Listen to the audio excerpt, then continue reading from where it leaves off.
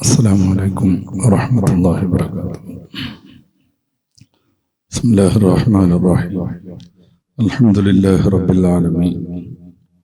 الصلاة والسلام على سيدنا محمد وآله وصحبه أجمعين. الحمد لله. അല്ലാഹു പിന്നെയും ഒരു പ്രഭാതത്തിൽ കൂടെ ഇൽമുമായി ഒരുമിച്ച് കൂടാൻ നമ്മെ അനുഗ്രഹിച്ചു. അല്ലാഹുവിനാണ് സർവസ്തുതിയും. പടച്ച റബ്ബ് സ്വീകരിക്കുമാറാവട്ടെ. മനുഷ്യൻ നിരന്തരമായ വിജയത്തെക്കുറിച്ച് അന്വേഷിക്കുന്നവനും പഠിക്കുന്നവനുമാണ്. നമ്മളെ സംബന്ധിച്ചിടത്തോളം പരിശുദ്ധ ഇസ്ലാം നമ്മുടെ ജീവിത പദ്ധതിയാണ്.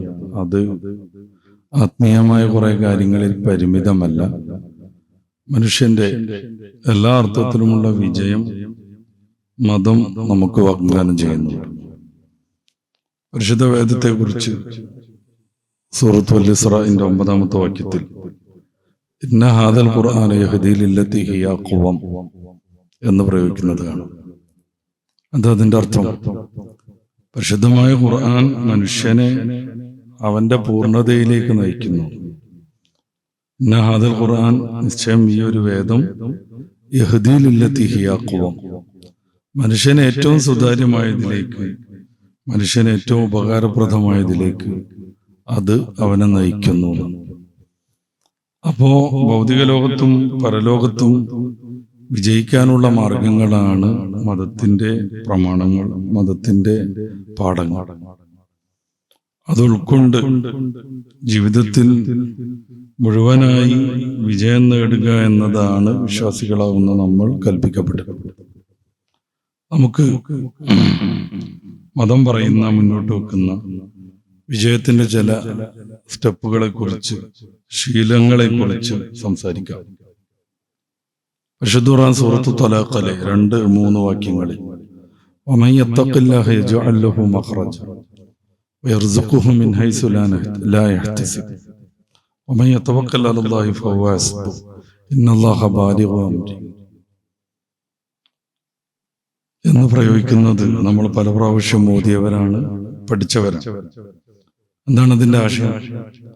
വമൻ യതവക്കൽ അലല്ലാഹി ഫഹുവ ഹസ്ബുഹു, ആരെങ്കിലും അള്ളാഹുവിനെ തവക്കുലാക്കിയാൽ, ഭരമേൽപ്പിച്ചാൽ അള്ളാഹു മതി.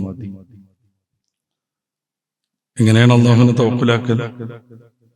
നമ്മുടേതായ ഭാഗധേയം നമ്മൾ നിർവഹിച്ച് വേണ്ട വിധം പ്രവർത്തനങ്ങൾ നടത്തി അതിൽ വിജയമുണ്ടാവാനും മാനുഷികമായി നമ്മിൽ നിന്ന് സംഭവിക്കുന്ന അഭാവങ്ങൾ ഇല്ലാതെയാകാനുമൊക്കെ റബ്ബിനോട് പ്രാർത്ഥിച്ച് നമ്മുടെ കാര്യങ്ങൾ അള്ളാഹുവിൽ ഏൽപ്പിക്കുക എന്നതാണ് തവക്കുൽ. അങ്ങനെ ആരെങ്കിലും പടച്ച റബ്ബിനെ സമ്പൂർണമായി രക്ഷിതാവായി സ്വീകരിക്കുമ്പോൾ അവന്റെ കാര്യങ്ങളെല്ലാം അള്ളാഹു ഏറ്റെടുക്കുന്നു. അവനത് മതി. ആരെങ്കിലും തഖ്വ ചെയ്ത് ജീവിച്ചാലോ, ഇതിന്റെ 1-ാം ഭാഗത്ത് അങ്ങനെ പറയുന്നു, അള്ളാഹുവിനെ വേണ്ട വിധം സൂക്ഷിച്ച് അവന്റെ കൽപ്പനകൾ മാനിച്ച് ജീവിച്ചാൽ അവൻ എല്ലാ അർത്ഥത്തിലുമുള്ള വിജയം അള്ളാഹു നൽകുന്നു. അള്ളാഹുവിന് തഖ്വ ചെയ്ത് ജീവിക്കുന്നവൻ ആരാണോ അവർക്ക് അള്ളാഹു സമ്പൂർണമായ വിജയം നൽകും. വയർസുഖുഹു മിൻ ഹൈസു ലാ യഹ്തസിബ്, അവൻ വിചാരിക്കാത്ത തലത്തിൽ അവൻ വിജയിക്കും. ഒരു പ്രതീക്ഷയില്ലാത്ത ഘട്ടത്തിലും അവൻ വിജയത്തിലേക്ക് എത്തിച്ചേരും. അപ്പൊ ഈ സൂക്തത്തിൽ വിജയത്തിന്റെ 2 കാര്യങ്ങളാണ് ഓർമ്മപ്പെടുത്തിയത്. ഒന്ന് തഖ്വ. പരിശുദ്ധ ഖുർആനിൽ നമുക്കറിയാവുന്നതുപോലെ ഒമാൻ ഇന്ന അക്രമക്കും ഇൻദല്ലാഹി അത്ഖാക്കും എന്ന ആ പ്രയോഗം സൂറത്തുൽ ഹുജറാത്തിന്റെ 13-ാമത്തെ വാക്യം. ഇന്ന അക്രമക്കും, നിങ്ങളിൽ ഏറ്റവും ശ്രേഷ്ഠരാരാണ്? അത്ഖാക്കും, ഏറ്റവും കൂടുതൽ അള്ളാഹുവിനെ സൂക്ഷിച്ച് ജീവിതത്തെ ക്രമപ്പെടുത്തുന്നവർ. ഏറ്റവും കൂടുതൽ ശ്രേഷ്ഠത എന്ന് പറഞ്ഞാൽ ആത്മീയമായ ശ്രേഷ്ഠതയും ഭൗതികമായ ശ്രേഷ്ഠതയും അതിന്റെ ഭാഗമാണ്. ഭൗതികമായി ഏറ്റവും ശ്രേഷ്ഠതയിലേക്ക് എത്താൻ തഖ്വ വേണം. ആത്മീയമായി ഏറ്റവും ശ്രേഷ്ഠതയിലേക്ക് എത്താനോ അതിനും തഖ്വ വേണം. ചിലപ്പോ നമ്മൾ നമ്മുടെ ജീവിതത്തിൽ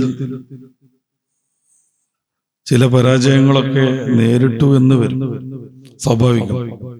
മനുഷ്യനാണ്, അവന്റെ എല്ലാ രീതിയിലുള്ള ആഗ്രഹങ്ങളും സാധിച്ചു കൊള്ളണമെന്നില്ല. പക്ഷേ ആത്യന്തികമായ വിജയം അവനെ കാത്തിരിക്കും.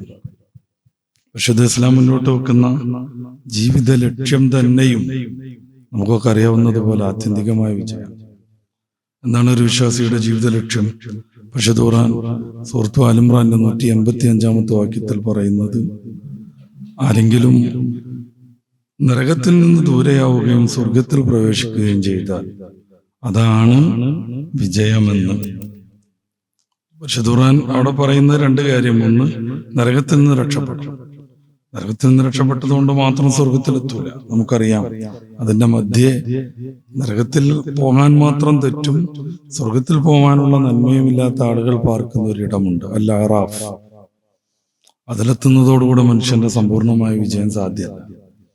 പിന്നെയോ അമൻ സൂസിയാനിന്നാർ, ആരാണ് നരകത്തിൽ നിന്ന് ദൂരെയാകുന്നത്? വൗദ്ഖിലൽ ജന്ന, സ്വർഗത്തിൽ കയറാനുമാകുന്നത് ആർക്കാണ്? ഫഖദ് ഫാസ്, അവരാണ് വിജയിച്ചത്. അപ്പൊ ആത്യന്തികമായി ഖുർആൻ മുന്നോട്ട് വെക്കുന്ന വിജയം പരലോകത്തുള്ള മോക്ഷമാണ്. അതിന് നിത്യതയുടെ സ്വർഗത്തിലേക്ക് എത്തിച്ചേരുക എന്നതാണ് മതം പറയുന്ന ഏറ്റവും പ്രാധാന്യമുള്ള കാര്യം. അപ്പോ ഭൗതികമായി ചിലപ്പോൾ വിശ്വാസികൾക്ക് ചില തോൽവികളൊക്കെ സംഭവിച്ചു എന്ന് വരും, സാമ്പത്തികമായി അധമത്വങ്ങൾ ഉണ്ടായി എന്ന് വരും. പക്ഷെ ആത്യന്തികമായ ലക്ഷ്യം ഇന്ന അക്രമക്കും ഇൻദല്ലാഹി അത്ഖാക്കും, തഖ്വയുള്ളവർക്ക്. അപ്പൊ സൂറത്ത് ത്വലാഖിലെ 2-ാമത്തെ വാക്യത്തിൽ വിജയത്തിന്റെ രണ്ട് കാര്യങ്ങൾ നമ്മളെ പഠിപ്പിക്കുന്നു. ഒന്ന് തഖ്വ, രണ്ടാമത്തേത് തവക്കുൽ. തവക്കുലാക്കുന്ന സമയത്ത് ഔഷധം ഉപയോഗപ്പെടുത്തി പ്രാർത്ഥന നടത്തി റബ്ബിൽ തവക്കുലാക്കുക എന്നുള്ളതാണ് മതം പഠിപ്പിക്കുന്ന രീതി. അതായത് നമ്മുടേതായ കാര്യങ്ങൾ നമ്മൾ ചെയ്തിരിക്കണം. മതം ചികിത്സയെക്കുറിച്ച് നിരവധി പറയുന്നുണ്ട്. ഒരാൾക്ക് രോഗം വരുന്നു, ആ രോഗം അവൻ ചികിത്സിക്കുന്നു, ലഭ്യമായ ചികിത്സാ സംവിധാനങ്ങളൊക്കെ ഉപയോഗപ്പെടുത്തുന്നു. അതോടൊപ്പം ഏത് മികച്ച ചികിത്സ കിട്ടിയാലും രോഗം സുഖപ്പെട്ടുകൊള്ളണമെന്നില്ല. എന്തുകൊണ്ട്? സൂറത്ത് ശുഅറയിൽ ഇബ്രാഹിം നബി അലൈഹി സ്വലാത്തു വസ്സലാമിന്റെ വചനത്തിലൂടെ ഖുർആൻ അത് പഠിപ്പിക്കുന്നുണ്ട്. രോഗം വന്നാൽ സുഖപ്പെടുത്തുന്നത് റബ്ബാകുന്നു.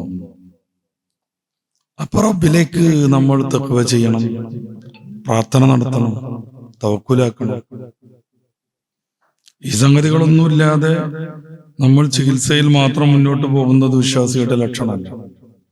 എന്നാൽ ചികിത്സയൊന്നുമില്ലാതെ തവക്കുലാക്കാൻ മാത്രമുള്ള ഈമാനിലേക്കും ആത്മീയ ശേഷിയിലേക്കും സാധാരണഗതിയിൽ നമ്മൾ ആരും ഉയർന്നിട്ടില്ല. അതുകൊണ്ടാണ് റസൂലുള്ളാഹി സ്വല്ലല്ലാഹു അലൈഹി വസല്ലം തങ്ങൾ നിങ്ങൾ ചികിത്സിക്കൂ എന്ന് പറയുന്നത്. റസൂലുള്ളാഹി കാരണവും പറഞ്ഞു, അള്ളാഹു ഏതൊരു രോഗവും അവതരിപ്പിക്കുന്നുവെങ്കിൽ അതിന്റെ ചികിത്സയും അതിനുള്ള ഔഷധവും അവതരിപ്പിച്ചിട്ടുണ്ടാകും. അത് കണ്ടെത്തേണ്ട ബാധ്യത നമ്മുടേതാണ്. അന്വേഷിച്ചുകൊണ്ടേയിരിക്കണം.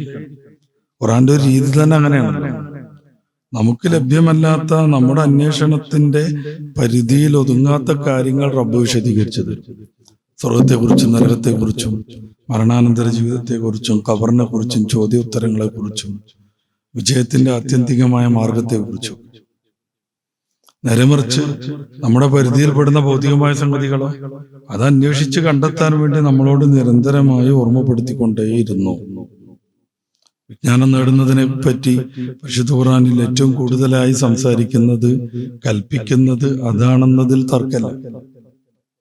വിജ്ഞാനം എന്ന് പറഞ്ഞാൽ മനുഷ്യനെ വിജയത്തിലേക്ക് നയിക്കുന്ന എല്ലാ സംഗതികളും. അപ്പൊ ഔഷധം അതിൽ പ്രധാനപ്പെട്ടതാണ്, ചികിത്സാരംഗം അതിൽ പ്രധാനപ്പെട്ടതാണ്. അതുകൊണ്ട് ചികിത്സ നമ്മൾ കണ്ടെത്തിക്കൊണ്ടേയിരിക്കണം. അള്ളാഹു നൽകിയ വിജ്ഞാനം, അള്ളാഹു നൽകിയ ബുദ്ധി ഉപയോഗപ്പെടുത്തി ചികിത്സക്കുള്ള മാർഗങ്ങൾ, നവ കാര്യങ്ങൾ ഓരോന്ന് നമ്മൾ കണ്ടുപിടിച്ചുകൊണ്ടേയിരിക്കണം. റസൂലുള്ളാഹി സ്വല്ലല്ലാഹു അലൈഹി വസല്ലം തങ്ങൾ ആകമാനം അതിനെ പ്രോത്സാഹിപ്പിച്ച് പറയണത്, നിങ്ങൾ ചികിത്സിക്കൂ. എന്തുകൊണ്ടെന്നാൽ ഏത് രോഗം ഇറങ്ങുന്നുവെങ്കിലും അതിനുള്ള ഔഷധം കൂടെ റബ്ബ് ഒരുക്കിയിട്ടുണ്ടാകും. അപ്പൊ രോഗം വന്നൊരാൾ എങ്ങനെ തവക്കുലാക്കേണ്ടത്? ചികിത്സ നടത്തണം. പിന്നെ അള്ളാഹുവിനെ തവക്കുലാക്കുകയും വേണം. ചികിത്സ കൊണ്ട് എല്ലാ രോഗങ്ങളും സുഖപ്പെട്ടുകൊള്ളണമെന്നില്ല, ഒന്നുപോലും മാറിക്കൊള്ളണമെന്നില്ല. നേരെ മറിച്ച് ഈ ഔഷധത്തെ ഫലപ്രദമായി ശരീരത്തിൽ ശരീരത്തിന് ഉപയോഗപ്പെടുത്താൻ പറ്റും വിധം പാകപ്പെടുത്തുന്നത് അള്ളാഹുവിന്റെ പ്രത്യേകമായ കഴിവ്, അള്ളാഹുവിന്റെ ഇറാദത്ത് മുഖേന. അതുകൊണ്ടാണ് ഏറ്റവും നല്ല ചികിത്സ കിട്ടിയാലും ചില ആളുകൾ രക്ഷപ്പെടാതിരിക്കുന്നത്. നേരെ മറിച്ച് ചില ആളുകൾ സാധാരണഗതിയിലുള്ള ചികിത്സ കൊണ്ട് തന്നെ മാരകമായ രോഗങ്ങളിൽ നിന്ന് രക്ഷപ്പെട്ടു എന്നും വരാം. അപ്പൊ ചികിത്സ ഒക്കെ നടത്തിയിട്ടാണ് നമ്മൾ തവക്കലാക്കേണ്ടത്. അല്ലാഹുവിന്റെ റസൂൽ സല്ലല്ലാഹു അലൈഹി വസല്ലം തങ്ങളുടെ അടുത്ത് വന്ന് സഹാബികൾ ചോദിക്കുന്നുണ്ടല്ലോ, ഒട്ടകത്തെ കെട്ടിയിട്ടാണോ ഞങ്ങൾ തവക്കലാക്കേണ്ടത് അതോ അഴിച്ചിട്ടാണോ? ഒട്ടകത്തെ അഴിച്ചുവിടുക, അള്ളാഹുവിനെ ഭരമേൽപ്പിക്കുക, റബ്ബെല്ലാം നോക്കിക്കോളും എന്നുള്ള രീതിയിൽ സല്ലല്ലാഹു അലൈഹി വസല്ലം തങ്ങൾ പറഞ്ഞു, ഒട്ടകത്തെ സുരക്ഷിതമായി നിങ്ങൾ ബന്ധിപ്പിക്കുക, എന്നിട്ട് റബ്ബിനെ തവക്കലാക്കുക. അപ്പൊ നമ്മുടേതായ കാര്യങ്ങൾ നമ്മൾ ചെയ്തിരിക്കണം, എന്നിട്ട് പടച്ച റബ്ബിൽ നമ്മൾ തവക്കുലാക്കുകയും വേണം. വിജയത്തിന്റെ 2 മാർഗങ്ങൾ, 2 സ്വഭാവങ്ങൾ സൂറത്തു ത്വലാഖിലെ 2-ാമത്തെ വാക്യത്തിൽ അല്ലാഹു വിശദീകരിക്കുന്നു. ഇനി നമ്മുടെ ഏത് കർമ്മങ്ങളിലും ആത്മാർത്ഥത വേണം. അത് ആരാധനയിൽ വേണം. നമുക്കറിയാലോ, ഞാൻ വിശദീകരിക്കുന്നില്ല. വിജയിച്ച മുഅ്മിനീങ്ങളെ കുറിച്ച് പറയുന്നിടത്ത് സൂറത്തു അൽ മുഅ്മിനൂനിന്റെ 2-ാമത്തെ വാക്യത്തിൽ അല്ലദീന ഹും ഫീ സ്വലാത്തിഹിം ഖാശിഊൻ, നിസ്കാരത്തിൽ ആത്മാർത്ഥതയുള്ളവർ, ഭയഭക്തിയുള്ളവർ, നിസ്കാരം എന്തിനാണോ നിർവഹിക്കുന്നത് ആ ലക്ഷ്യത്തിലേക്ക് ആത്മീയമായി ഉയർന്നവർ, അവർ വിജയിച്ചിരിക്കുന്നു എന്നാണ് ഖുർആന്റെ പ്രയോഗം. ആ നിസ്കാരത്തിന്റെ കാര്യം മാത്രമല്ല, എല്ലാ ആരാധനയിലും ആത്മാർത്ഥത വേണം. ഇതിന് വിരുദ്ധമാണ് റിയാ, പ്രകടനപരത, ഏതെങ്കിലും ഒരാൾ കാണട്ടെ എന്ന് കരുതിയിട്ട് അമല് ചെയ്യുന്നത്. സ്വാഭാവികമായും വല്ലാതെ ഓർക്കപ്പെട്ടതാണത് മതപരമായി. നമ്മൾ ഏത് കർമ്മം നടത്തുമ്പോഴും ഏറ്റവും ചുരുങ്ങിയത് ഒരു സാധു മനുഷ്യന് വളരെ നിസ്സാരമായ എന്തെങ്കിലും നമ്മൾ നൽകുമ്പോൾ പോലും ആത്മാർത്ഥമായിരിക്കണം, നല്ല ഉദ്ദേശത്തിലായിരിക്കണം. ജനങ്ങളുടെ അംഗീകാരം കിട്ടട്ടെ എന്ന് വിചാരിക്കരുത്. നമ്മൾ നൽകുന്ന മനുഷ്യൻ പിന്നീട് നമ്മളെ മാനിക്കണം, ബഹുമാനിക്കണം, നമുക്ക് വേണ്ടി സേവനം ചെയ്യണം, ഇങ്ങനത്തെ ഉദ്ദേശങ്ങളൊന്നും ആവില്ല. നേരെ മറിച്ച് അള്ളാഹു ഇങ്ങനെയൊക്കെ കൽപ്പിച്ചിട്ടുണ്ട്, സാമൂഹിക ബന്ധം പുലർത്തുക, ഞാനത് പാലിക്കേണ്ടയാളാണ്, അതുകൊണ്ട് ഞാൻ ഈ പാവപ്പെട്ടയാളെ സഹായിക്കുന്നു, ഒരാളും അറിഞ്ഞില്ലെങ്കിലും സഹായം ചെയ്യും, വലിയ സാസിൽ വെച്ച് ലക്ഷങ്ങൾ കൊടുക്കും.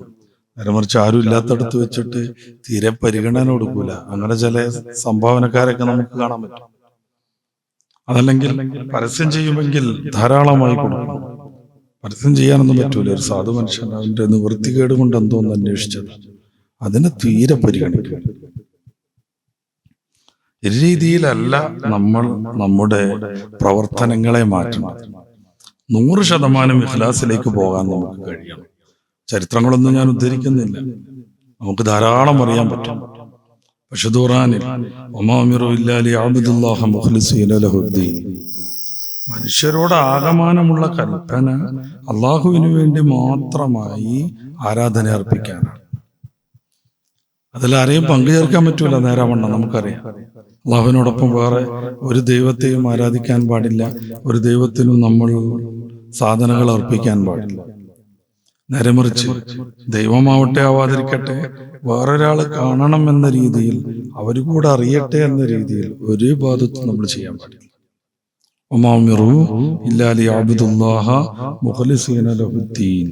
സൂറത്തുൽ ബയ്യിനയുടെ 5-ാമത്തെ വാക്യം.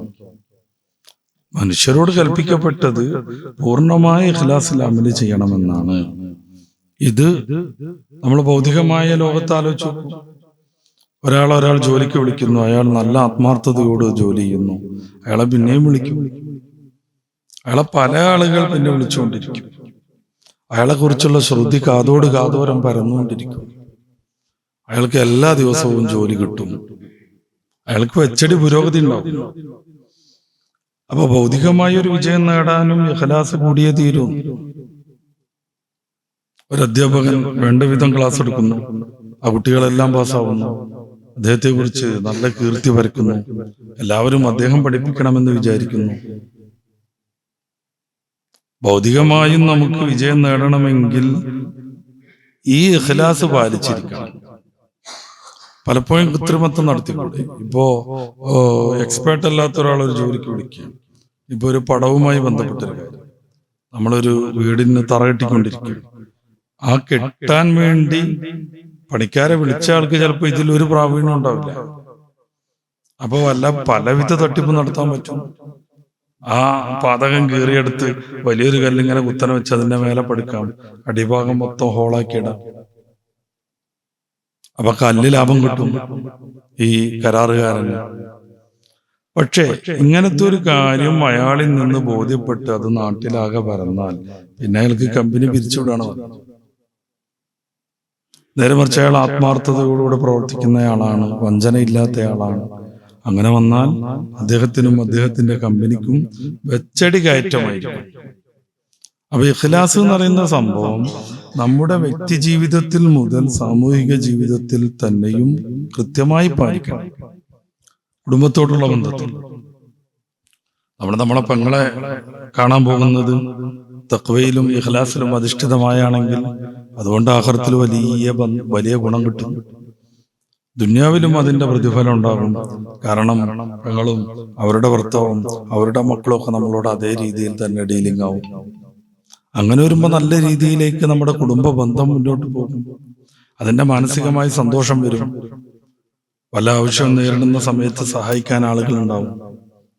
നേരെ മറിച്ച് ഒരു ഇഖ്ലാസ് ഇല്ലാത്ത വിധമാണ് നമ്മുടെ ഇടപാടുകളെങ്കിലോ തീർച്ചയായിട്ടും അത് മുന്നോട്ട് പോകാതെ പരാജയപ്പെടും. അതുകൊണ്ട് ഇഖ്ലാസ് എന്ന് പറയുന്ന വളരെ പ്രധാനപ്പെട്ട ഒരു സംഗതി, ആത്മാർത്ഥത നമ്മുടെ ജീവിതത്തിൽ ഉടനീളം നമ്മൾ പാലിക്കേണ്ടതാണ്. വിജയത്തിന്റെ പ്രധാനപ്പെട്ട ഒരു അടിക്കല്ലാണ്. അതോടൊപ്പം സത്യസന്ധത വളരെ പ്രധാനപ്പെട്ടത്. റസൂലുള്ളാഹി സ്വല്ലല്ലാഹു അലൈഹി വസല്ലം തങ്ങൾക്കുണ്ടായിരുന്ന അംഗീകാരം ആലോചിച്ച് നോക്കുന്നത്, അവിടുന്ന് പ്രവാചകത്വവാദവുമായി വരുന്നു. അതോടുകൂടെ ആ സമൂഹം അനുഷ്ഠിച്ചു വന്നിരുന്ന സഹസ്രങ്ങളായി പാലിച്ചു വന്നിരുന്ന കുറെ അനീതികളിൽ നിന്ന് അവർ മാറി നിൽക്കേണ്ടി വരും. അതോടുകൂടി റസൂലുള്ളാഹി സ്വല്ലല്ലാഹു അലൈഹി വസല്ലം തങ്ങൾ അവരുടെ ശത്രുപക്ഷത്തെത്തുന്നുണ്ട്. കാരണം നബിതങ്ങൾ പറയുന്നത് അവർക്ക് ഒരിക്കലും അംഗീകരിക്കാൻ പറ്റാത്ത ധാർമ്മിക കാര്യങ്ങളായിരുന്നു. അതുവരെയും അവർക്ക് പാടില്ലാത്തത് പറഞ്ഞ് റസൂലുള്ളാഹി തങ്ങൾ ശത്രുനിരയിൽ എത്തുന്നതിന്റെ മുന്നേ വരെയും സല്ലല്ലാഹു അലൈഹി വസല്ലം തങ്ങൾക്ക് അവർ നൽകിയിരുന്ന പേരെന്താണ്? അൽ-അമീൻ, വിശ്വസ്തൻ, സത്യസന്ധൻ. അതുകൊണ്ടാണ് അവരുടെ തീർപ്പുകളിൽ നബി സല്ലല്ലാഹു അലൈഹി വസല്ലം തങ്ങൾക്ക് അവർ പ്രാധാന്യം നൽകിയത്. റസൂലുള്ളാഹി സ്വല്ലല്ലാഹു അലൈഹി വസല്ലം തങ്ങൾക്ക് ശേഷമുള്ള സഹാബിവര്യന്മാരെ കുറിച്ച് പഠിച്ചു നോക്കും. സത്യസന്ധതയായിരുന്നു അവരുടെ കൈമുതൽ. അതുകൊണ്ട് അവർ എല്ലാ അർത്ഥത്തിലും വിജയിച്ചു. ലോകത്തെ സ്വാധീനിച്ച മഹാപണ്ഡിതന്മാരെല്ലാവരും സിദ്ഖ്, സത്യസന്ധത എന്ന വിഷയത്തിൽ പൂർണ്ണമായും പ്രയോഗവൽക്കരിച്ച ആളുകളായിരുന്നു. അതുകൊണ്ട് തന്നെ വിജയത്തിന്റെ പ്രധാനപ്പെട്ട കാര്യങ്ങൾ സംസാരിക്കുമ്പോൾ സിദ്ഖിനെ നമ്മുടെ വാക്കിൽ വേണം, പ്രവൃത്തിയിൽ വേണം, വിശ്വാസത്തിൽ വേണം. വാക്കൊന്ന്, പ്രവർത്തനം മാറുന്നു. ജനങ്ങളുടെ ഇടയിൽ നമ്മുടെ നിലവാരം കുറഞ്ഞു. അള്ളാഹുവിന്റെ അരികിലും മലാക്കന്മാരുടെ അരികിലും തീർച്ചയായും നമ്മൾ ഒന്നുമല്ലാതായിത്തീരും. നേരെ മറിച്ച് വാക്കിനനുസരിച്ച് പ്രവർത്തനം വരുന്നു. പ്രവർത്തിക്കുന്നത് പറയുന്നു, പറയുന്നത് പ്രവർത്തിക്കുന്നു, സത്യമേ പറയൂ. ഏത് പ്രതിസന്ധി ഘട്ടത്തിലും ഒരിക്കലും കള്ളം പറയില്ല. വ്യക്തി താല്പര്യങ്ങൾ നേടിയെടുക്കാൻ വേണ്ടി കള്ളം പറയില്ല. പല കാര്യങ്ങൾക്കും ഗവൺമെന്റ് ചില മാനദണ്ഡങ്ങൾ മുന്നോട്ട് വെക്കുമ്പോൾ അതിനെ തോൽപ്പിക്കാൻ വേണ്ടി പച്ചപ്പുള്ളു പറയില്ല, എഴുതില്ല. ഈ അപേക്ഷ ഫോമിലൊക്കെ സ്വന്തമായി വാഹനമുണ്ടോ? ചോദ്യം ഉണ്ടാവും. അപ്പൊ നീലക്കാർഡ് പോകുന്ന എഴുതിയിട്ട് ഇല്ല എന്ന് കള്ളം പറയുക, അത് വേറെ ഏതെങ്കിലും ഒരാളുടെ പേരിലേക്ക് മാറ്റി കൊടുക്കുക, ബന്ധുവിന്റെ മോന്റെ ഒക്കെ പേരിലേക്ക്. എന്തിന്? റേഷൻ കുറച്ച് അഹിതമായി തട്ടിയെടുക്കണം, അല്ലെങ്കിൽ ഇത്ര സ്ക്വയർ ഫീറ്റ് വീടുണ്ടോ? കള്ളം പറഞ്ഞുകൊണ്ടിരിക്കുക, അത്ര ഒന്നും ഇല്ല എന്ന്. എന്തിനാ? ചുമന്ന കാർഡ് കിട്ടാൻ. അപ്പൊ ആനുകൂല്യം കൂടുതൽ കിട്ടും. സത്യസന്ധത എന്ന് പറയുന്ന സംഗതി കൈമോശം വരുമ്പോൾ മനുഷ്യൻ അല്പനായി തീരും. ഞാൻ പെട്ടെന്ന് മനസ്സിലാവുന്ന ഉദാഹരണം പറഞ്ഞതാണ്. ഇത്ര മാനദണ്ഡം, സ്വന്തമായി വാഹനം, 1000 സ്ക്വയർ ഫീറ്റ് വീട്, അതുണ്ടെങ്കിൽ നീലക്കാർഡിന് അർഹതയില്ല എന്ന് ഗവൺമെന്റ് തീരുമാനിച്ചാൽ നമുക്ക് അബദ്ധവശാൽ മുമ്പ് കിട്ടിയിട്ടുണ്ടെങ്കിൽ നമ്മൾ അപേക്ഷ കൊടുത്തിരിക്കണം. എനിക്ക് ഇങ്ങനെയാണ് അവസ്ഥ, അതുകൊണ്ട് നീലക്കാറ് മാറ്റി വെള്ളയാക്കി തരണം. അതിന്റെ മാനദണ്ഡങ്ങളെ കുറിച്ചൊക്കെ നമ്മൾ ചർച്ച ചെയ്യുകയാണെങ്കിൽ അത് പിന്നെ വേറൊരു വശം. കടം കള്ളി മേടിച്ചിട്ട് ഒരു 50,000 രൂപയ്ക്ക് ഒരു സെക്കൻഡ് ഹാൻഡ് പഴയ മാരുതി കാർ ഒരാൾ മേടിച്ചിട്ടുണ്ടെങ്കിൽ അയാൾക്ക് പിന്നെ റേഷൻ കാർഡിൽ ആനുകൂല്യങ്ങൾക്ക് ഒരു അർഹതയില്ല. നേരെ മറിച്ച് ഒരാൾ സ്വന്തമായ കാശ് കൊണ്ട് 7 ലക്ഷം 8 ലക്ഷം രൂപ ചെലവഴിച്ചുകൊണ്ട് ഇന്ന് ലഭ്യമായ ഏറ്റവും നല്ല അടിപൊളി ബൈക്ക് വാങ്ങിയാലും അയാൾക്ക് ചുവന്ന കാർഡും നീല കാർഡും അതിന്റെ അപ്പുറത്ത് മഞ്ഞ കാർഡും ഒക്കെ കിട്ടും. ഈ മാനദണ്ഡത്തെ എങ്ങനെ ചെയ്യണം, എന്ത് ചെയ്യണം എന്നുള്ളത് മറ്റൊരു ചർച്ചയാണ്. പക്ഷെ ഗവൺമെന്റ് അങ്ങനെ ഒരു മാനദണ്ഡം വെച്ചാൽ അത് പാലിക്കേണ്ടവരാണ് നമ്മൾ. കുറെ സംഗതി അങ്ങനെ വേറെ ഉണ്ടല്ലോ അല്ലെ. കടം വാങ്ങിയിട്ടായിരിക്കും ചിലപ്പോ വീട് വെക്കുന്നത്. ആ വീട് ഇങ്ങനെ ഇതിലൊരു ഭയങ്കരമായ ചൂട് കൊണ്ട് നമ്മള് വായ്പ എടുത്ത് ഒരു AC മേടിച്ചു, അതോടുകൂടെ പെൻഷൻ മുടങ്ങും, അതോടുകൂടെ അത് മുടങ്ങിപ്പോകും. നേരെ മറിച്ച് അതിലേറെ വലിയ സംവിധാനങ്ങളൊക്കെ സ്വന്തമായി ചെയ്താലോ അത് മാനദണ്ഡത്തിന്റെ ഭാഗമല്ല. അങ്ങനെയുള്ള ചില പൊരുത്തക്കേടുകൾ നിയമവ്യവസ്ഥയിലുണ്ട്. ചില ബൈക്കുകൾക്കൊക്കെ 8 ലക്ഷം 10 ലക്ഷം ഒക്കെയാണ് അത്ര വില. അത് വീട്ടുടമസ്ഥന് ഉണ്ടാവുന്നതിന് യാതൊരു പ്രശ്നം. നേരെ മറിച്ച് കടം മേടിച്ച ഒരു 50,000 രൂപക്ക് ആ പഴയൊരു ചെറിയ കാറ് മേടിച്ചാലോ അത് ടാക്സി ആവശ്യങ്ങൾക്കല്ലാതെ സ്വന്തം ആവശ്യത്തിനുള്ള 4 വീലർ ഉണ്ട് എന്നത് കാരണം പിന്നെ ആനുകൂല്യങ്ങളൊന്നും കിട്ടില്ല. ഗവൺമെന്റിനെ സംബന്ധിച്ചിടത്തോളം ചില പരിമിതികളുണ്ടാവും ചില ഈ മാനദണ്ഡങ്ങൾ വെക്കുന്നിടത്ത്. എന്തായാലും സത്യസന്ധത ജീവിതത്തിലുടനീളം നമ്മൾ പുലർത്തേണ്ടതാണ്. അപ്രകാരം തന്നെ വിശ്വസ്തത, അമാനത്ത്. ഒരു കാര്യം നമ്മളെ ഏൽപ്പിച്ചാൽ അത് പിന്നെ തിരിച്ചു കൊടുക്കാത്ത എത്ര ആളുകൾ, കടം മേടിച്ചാൽ തിരിച്ചു കൊടുക്കാത്ത എത്ര ആളുകൾ. 2 പേർ ചേർന്ന് ഗൾഫിൽ ഒരു ബക്കാല തുടങ്ങി. അതിൽപ്പെട്ട ഒരാൾ വീട്ടിലേക്ക് വന്ന് തിരിച്ചു പോകുമ്പോഴേക്ക് അറബിയ സോപ്പടിച്ച് അത് സ്വന്തമാക്കുന്ന എത്ര ആളുകൾ. ഇതൊക്കെ വിശ്വസ്തതയ്ക്ക് അമാനത്തിന്റെ നേരെ വിപരീതമാണ്. ഇങ്ങനെ ചെയ്യുന്ന ആളുകൾ വിജയിക്കൂല, അതോടെ തീരും. തട്ടിപ്പും വെട്ടിപ്പുമായി നമ്മൾ സ്വരൂപ് കൂട്ടുന്നതെല്ലാം വളരെ പെട്ടെന്ന് തന്നെ നശിച്ചു പോകുന്നതാണ് അനുഭവം. പിന്നെ വളരെ ദാരിദ്ര്യം പിടിച്ചിട്ട് വളരെ വിഷമിച്ച് നടക്കുന്ന ആളുകളൊക്കെ നമുക്ക് ആധുനിക ലോകത്ത് കാണാൻ പറ്റുന്നുണ്ട്. തട്ടിപ്പും വെട്ടിപ്പുമായി പോകുന്നതിൽ ഒരിക്കലും സ്ഥായി ഭാവം ഉണ്ടാവും, അത് പെട്ടെന്ന് തീർന്നു. സാധാരണ നടക്കുന്ന ഒരു കേസാണ് ഞാനീ പറഞ്ഞു. ഗൾഫിലൊക്കെ ഒരു ഷെയറായിട്ട് ചെറിയൊരു ബിസിനസ് തുടങ്ങും. 1 വർഷമൊക്കെ കഴിയുമ്പോൾ അയാൾ നാട്ടിൽ പോരും. ആ സമയത്ത് പാർട്ട്ണറാകുന്ന മനുഷ്യൻ അറബിനെ സോപ്പടിച്ച് മാസാമാസം കൂടുതൽ റിയാൽ തരാമെന്നും പറഞ്ഞിട്ട് ഇത് അദ്ദേഹത്തിന്റെ പേരിൽ മാത്രം. പിന്നെ സാധു നാട്ടിൽ നിന്നൊക്കെ ചെല്ലണ സമയത്ത് ആ തന്റെ ജീവിതം മുഴുവൻ ചെലവഴിച്ച് നിർമ്മിച്ച സ്ഥാപിച്ച ആ ഒരു കടയിൽ അയാൾക്ക് യാതൊരു അവകാശമുണ്ടാവും. അറബിക്കിതൊന്നും അറിയില്ല. അറബിനോട് നല്ല മനോഹരമായി കള്ളം പറഞ്ഞിട്ടുണ്ടാവും.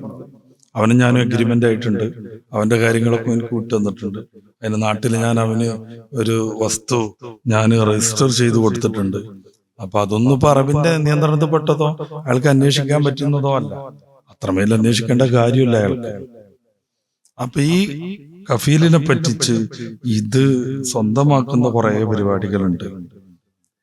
ഒരു കാര്യം ഏൽപ്പിക്കുക, അത് പിന്നെ അവര് മിസ്യൂസ് ചെയ്യുക. വാപ്പ മരിക്കുന്ന സമയത്ത്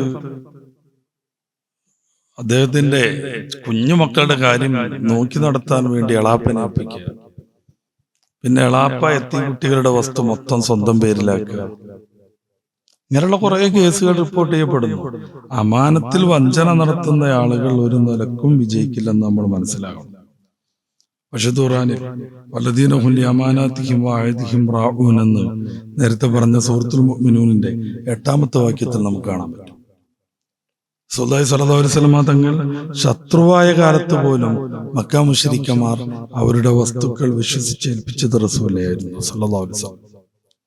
അതുകൊണ്ട് ഹിജ്റക്ക് പോകുമ്പോ അലി ഇബ്നു അബീ ത്വാലിബ് തങ്ങളെ തന്റെ പുതപ്പ് കിടത്തി റസൂൽ പോയത്. അലി ഇബ്നു അബീ ത്വാലിബ് തങ്ങളോട് റസൂൽ ഏൽപ്പിച്ചത്, ഞാനൊന്ന് പോകും, പിന്നെ എൻ്റെ കയ്യിൽ ഏൽപ്പിച്ച കുറേ ഇവരുടെ പ്രമാണങ്ങളും വസ്തുക്കളും അവരുടെ സമ്പത്തും ഉണ്ട്, അത് നാളെ താങ്കൾ വിതരണം ചെയ്യണം.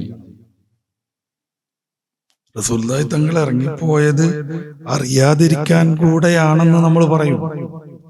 പക്ഷെ അതിനേക്കാൾ പ്രാധാന്യം ഇതാണെന്ന് എനിക്ക് തോന്നുന്നു. കാരണം രണ്ടാള് കിടക്കുന്നുണ്ട്, കുറച്ച് കഴിയുമ്പോൾ ഒരാൾ ഇറങ്ങിപ്പോയാൽ അവർക്ക് മനസ്സിലാവില്ലേ മറ്റേ ആള് പോയിക്കണം. അതുവരെ അവിടെ ഇല്ലാത്ത അലിയാർ തങ്ങളല്ലല്ലോ. രണ്ടാള് കിടക്കുന്നുണ്ട് ആ വീട്ടിനകത്ത്, അതവര് പുറത്തുനിന്ന് കാണുന്നുണ്ട്. കുറച്ച് കഴിഞ്ഞപ്പോൾ ഒരാളെ കാണുന്നില്ല, സ്വാഭാവികമായിട്ട് അവർ അറ്റാക്ക് ചെയ്യാൻ സാധ്യത. അലി ഇബ്നു അബീ ത്വാലിബ് തങ്ങളെ റസൂലുള്ളാഹി സ്വല്ലല്ലാഹു അലൈഹി വസല്ലം തങ്ങൾ അവിടെ വെക്കുന്നത് തന്നെ വിശ്വസിച്ച് ഏൽപ്പിച്ച അമാനത്തുകൾ പിറ്റേന്ന് വിതരണം ചെയ്യാനാണ്. നോക്കുമ്പോൾ നുബുവത്തിന്റെ 13-ാം കൊല്ലത്തിലെ ഹിജ്റാണ്.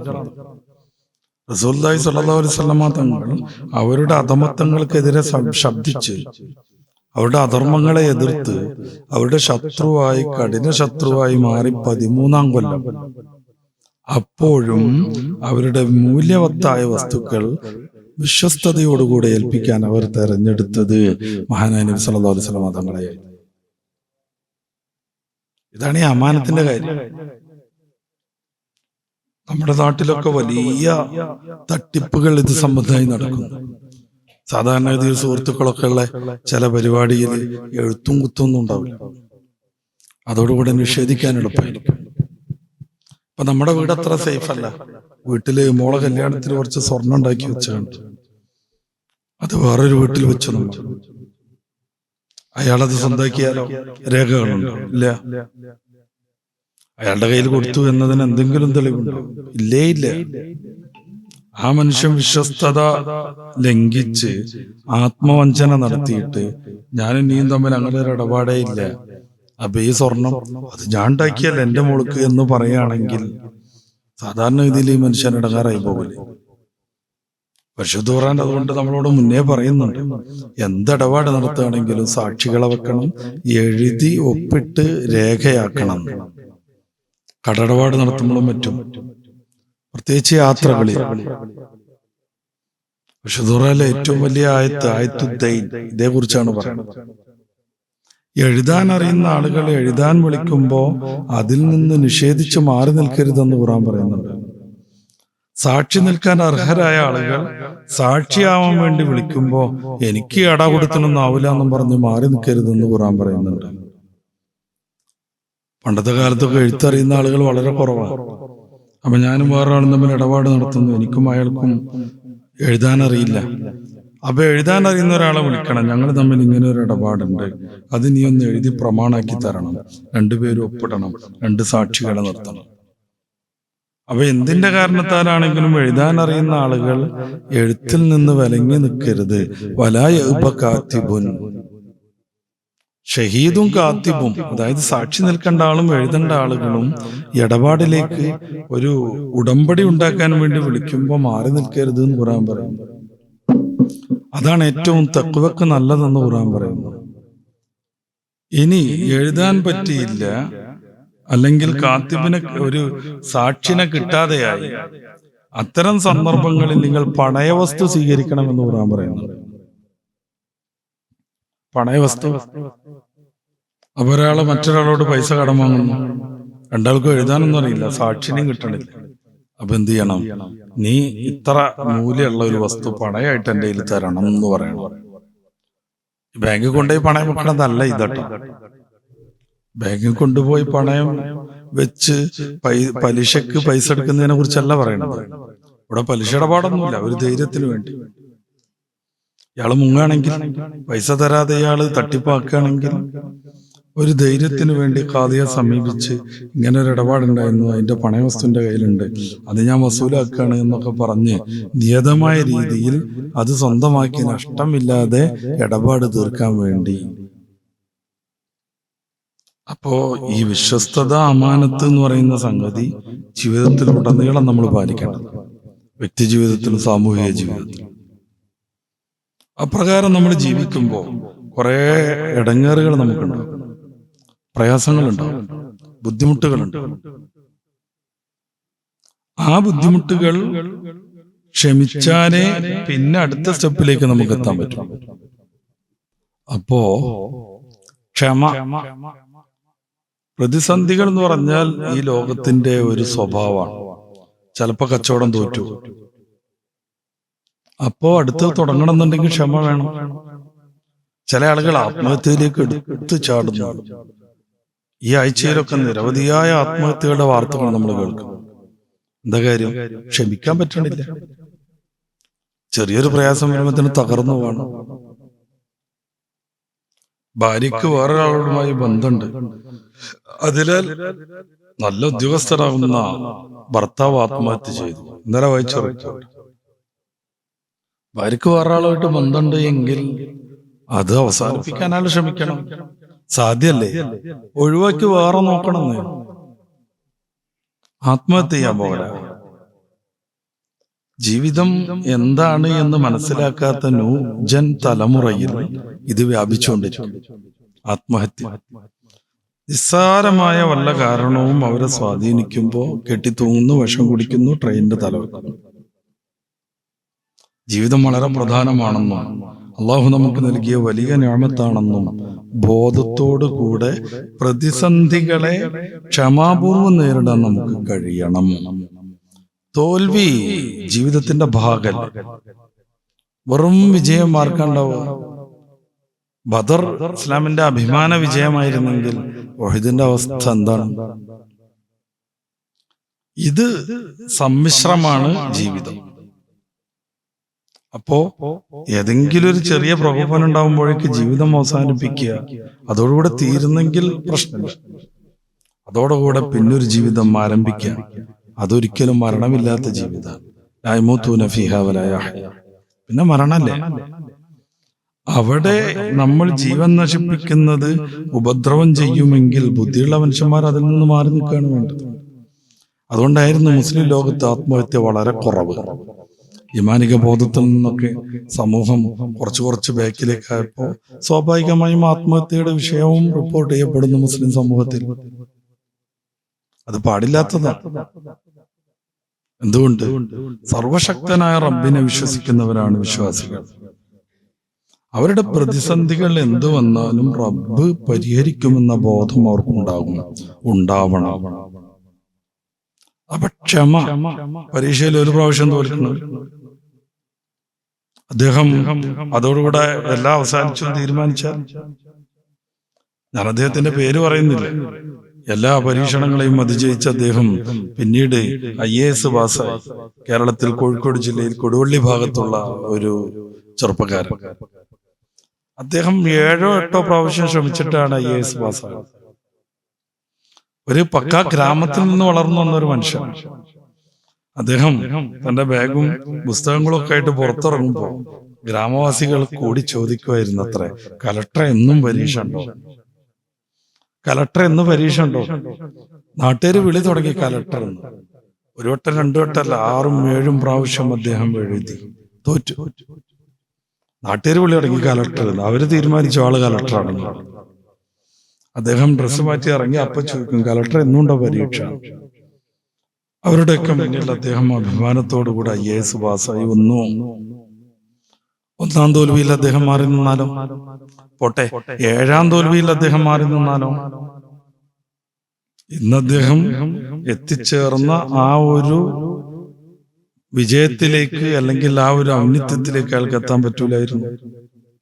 ആ തോൽവിയിൽ നിന്ന് പാടുകൊണ്ടു. 1ാം തോൽവിയുടെ കാരണങ്ങൾ പഠിച്ചു, അത് ഒഴിവാക്കി.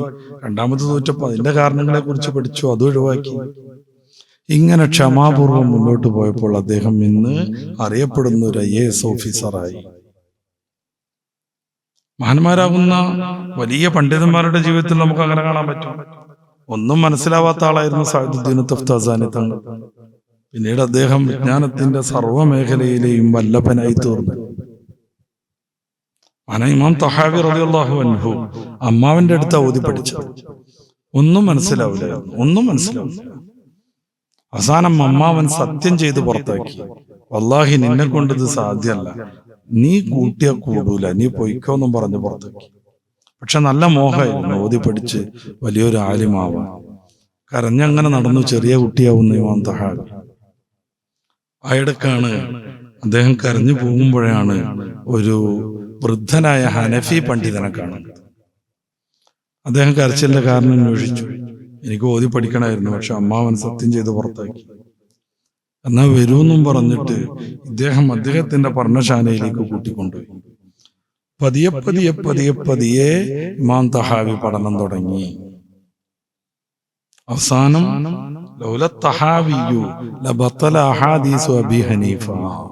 തഹാവി ഇല്ലായിരുന്നുവെങ്കിൽ അബൂ ഹനീഫ ഇമാമിന്റെ മദ്ഹബിൽ ഹദീസുകൾ ലഭ്യമല്ലാതെ വരുമായിരുന്നു എന്ന് പിൽക്കാലക്കാർ പറയാൻ മാത്രം മഹാൻ വലിയ പണ്ഡിതനായിരുന്നു. പല വിഷയത്തിൽ കിതാബുണ്ടായി. അദ്ദേഹം പിന്നീട് പറയാറുണ്ട്, എന്റെ അമ്മാവൻ ഇപ്പൊ ജീവിച്ചിരുന്നുവെങ്കിൽ ഞാൻ സത്യത്തിന്റെ കഫാറത്ത് കൊടുപ്പിക്കുമായിരുന്നു. സത്യം ലംഘിച്ചാൽ പിന്നെ കഫാറത്ത് കൊടുക്കണം. കഴിഞ്ഞ ക്ലാസ്സിലും കണ്ട് നമ്മൾ സൂചിപ്പിച്ചിട്ടുണ്ട്. സത്യം ഇഷ്ടംപോലെ നടത്തുക, എന്നിട്ട് അതങ്ങനെ ലംഘിക്കുക, അത് പറ്റില്ല. സത്യം ലംഘിച്ചാൽ കഫാറത്ത് കൊടുക്കണം.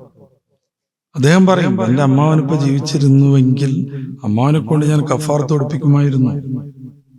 ആദ്യത്തെ ദിവസം മോദിയപ്പോ കിട്ടിയില്ല, പിറ്റേ ദിവസം കിട്ടിയില്ല, വർഷങ്ങളോളം ഉസ്താദാവുന്ന അമ്മാവൻ ചോദ്യം ചെയ്തപ്പോ കിട്ടിയില്ല, ചോദിച്ചപ്പോ കിട്ടിയില്ല. എന്നാ ഇനി പരിപാടി പറ്റൂല എന്ന് മൂപ്പര് തീരുമാനിച്ചാൽ, അല്ലെങ്കിൽ സത്യം ചെയ്ത് ശപഥം ചെയ്ത് അമ്മാവൻ നീത് കൂട്ടിയാ കൂടൂല എന്നും പറഞ്ഞ് ഇറക്കി വിട്ട സമയത്ത് എന്നാ പിന്നെ ഏർപ്പാട് നിർത്താമെന്ന് തീരുമാനിച്ചാൽ, പിൽക്കാലത്ത് ഇത്രമേൽ ശ്രേഷ്ഠനായ ഒരു പണ്ഡിതൻ ജനിക്കില്ലായിരുന്നു. പക്ഷേ ഇമാം തഹാവി ജനിച്ചു. അദ്ദേഹം വിജയത്തെ എത്തിപ്പിടിച്ചു. ക്ഷമ കൊണ്ട്, ക്ഷമിച്ചുള്ള നിരന്തരമായ അധ്വാനം കൊണ്ട്. ആ ചെറിയൊരു കട തുടങ്ങിയിട്ട് തോറ്റ ആളുകളൊക്കെ ഉണ്ടാവും. അതോടുകൂടി ഇനി ഏർപ്പാട് നിർത്താന്നാണ്. തോൽവിയെ കുറിച്ച് പഠിച്ചിട്ട് ഊർജ്ജസ്വലതയോടുകൂടെ അടുത്തത് തുടങ്ങണം. അതേമാതിരി തന്നെ തുടങ്ങാനാണെങ്കിൽ പിന്നെ ആരും തുടങ്ങണം. തോൽവിയെ കുറിച്ച് പഠിക്കണം. അതല്ല തെരഞ്ഞെടുപ്പിലൊക്കെ ജയിക്കുന്ന ആളുകൾ ആഘോഷം നടത്തിക്കൊണ്ടിരിക്കുമ്പോൾ തോക്കുന്ന ആളുകളുടെ നേതാക്കൾ പത്രസമ്മേളനം നടത്തുന്നത് തോൽവിയുടെ കാരണത്തെ കുറിച്ച് ഞങ്ങൾ പഠിക്കുന്നുണ്ട്. അങ്ങനെ അവർ മുന്നോട്ട് പോവാണ്. അടുത്ത വർഷം അടുത്ത തെരഞ്ഞെടുപ്പിൽ അവർക്ക് കയറാൻ പറ്റും. അല്ല, ഇതിങ്ങനൊക്കെ തന്നെ കരുതിയിട്ട് അലസഭാവമാണോ, അവിടെ തന്നെ കിടക്കുകയും ചെയ്യും. അപ്പൊ ജീവിത വിജയത്തിന്റെ പ്രധാനപ്പെട്ട സംഗതിയാണ് ക്ഷമ. റസൂലുള്ളാഹി സ്വല്ലല്ലാഹു അലൈഹി വസല്ലം തങ്ങൾ പറഞ്ഞു, അസ്സബ്റു ജസാഉഹു വൽ ജന്ന, ക്ഷമയുടെ പ്രതിഫലം സ്വർഗമാകുന്നു. ഇപ്പൊ നമ്മൾ തഹജ്ജുദ് നിസ്കരിച്ച് പറഞ്ഞാൽ ഭയങ്കര ക്ഷമ. ആ സമയത്ത് എഴുന്നേൽക്കാനായിരിക്കാൻ പറ്റും. സാധാരണ ഇതിൽ സാധ്യമല്ല, പക്ഷെ എഴുന്നേൽക്കണം, ക്ഷമിക്കണം.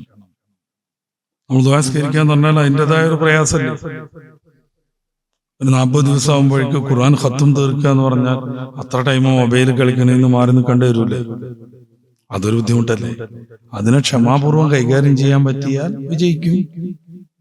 അസ്സബ്റു ജസാഉഹു വൽ ജന്ന,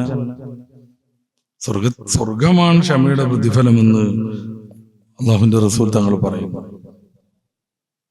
നമ്മൾ ക്ഷമിക്കുന്ന ആരോഗ്യ വിഷയങ്ങൾ വരെയും അതിന്റെ ഒക്കെ പ്രതിഫലം കണക്കില്ലാതെ കിട്ടുമെന്നാണ് സൂറത്ത് സുമറിന്റെ 10-ാമത്തെ വാക്യം.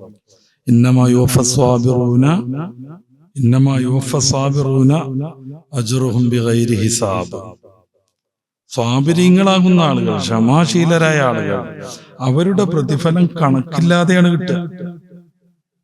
കാരണം റബ്ബ് അവരെ പരീക്ഷിക്കുകയാണ്. കാരണം ഈ ലോകം പരീക്ഷണത്തിൻ്റെതാണ്. അങ്ങനെയാണ് ബിസിനസ് തോൽക്കുന്നത്, അങ്ങനെയാണ് രോഗം വരുന്നത്.